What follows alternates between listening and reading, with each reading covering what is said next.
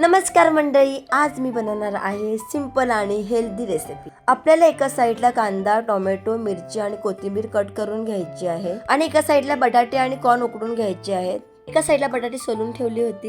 त्यानंतर मी राई जिऱ्याची फोडणी घालून कांदा, मिरची, टोमॅटो घालून घेतलं होतं। मग हे सर्व टाकून मी शिजत ठेवले होतं। मग एका साइडला मी घेतले होते कॉर्न सोलून। टोमॅटो कांदा थोडासा शिजून झाल्यानंतर थोडी हळद टाकून घ्यायची। हळद नीटपणे मिक्स करून घ्यायची। मग त्यासोबत सर्व बटाटे टाकून घ्यायचे व त्यासोबत थोड्या वेळात कॉर्न सुद्धा टाकून घ्यायचे।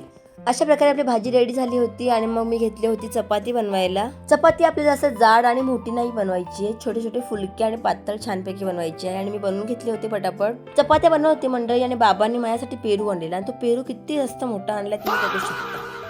काय बोलू आता बाबांना पण। मंडळी मी शूट करायला विसरले होते। तुम्हाला चपाती घ्यायची आहे, वरती भाजी टाकून घ्यायची आहे, मग तुम्हाला परत चपाती ठेवून सॉस वगैरे लावायचं आहे। त्यानंतर आपली रेसिपी रेडी होते। चला टेस्ट करूया।